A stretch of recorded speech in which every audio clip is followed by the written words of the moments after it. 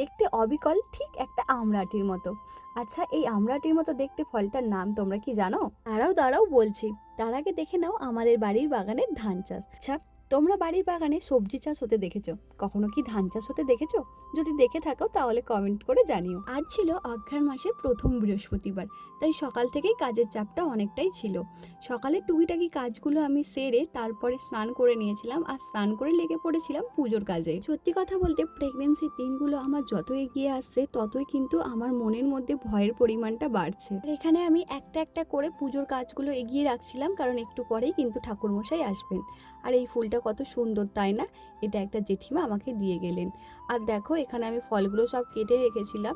ফলগুলো কাটার পর আমি এখানে আমাদের বাড়ির ঠাকুরগুলোকে সেবা দিয়ে দিয়েছিলাম। ভগবানকে সেবা দেওয়ার পর আমাদের মুড়ি খাওয়ার জন্য আমি তরকারি করে নিয়েছিলাম। তারপরে সকালের খাবার খেয়ে আমি এখানে দুপুরে নিরামিষ রান্না ডাল, পোস্ত আর করলা দিয়ে আলু ভেজে নিয়েছিলাম। রান্নার শেষে আমার খিদে পাচ্ছিল, তাই একটা আতা খেয়ে নিয়েছিলাম।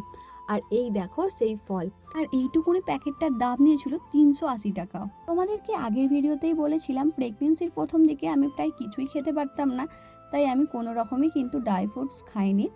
আর এখন যেহেতু একটু খেতে পাচ্ছি, তাই আমার বর এই ড্রাই ফ্রুটসগুলো কিনে নিয়ে এসেছিল। এবার তোমরা হয়তো বুঝতেই পারছো এই ফলটা কি। এটা হলো একটা বাদাম, এর নাম হলো আখরোট, অনেকে ওয়ালনাটও বলে। আর দেখতেই পাচ্ছ এটা দেখতে কিন্তু পুরো ব্রেনের মতো, আর এটা খেলে নাকি ব্রেনেরও বিকাশ হয়। জানিও আজকের ভিডিওটা তোমাদের কেমন লাগে।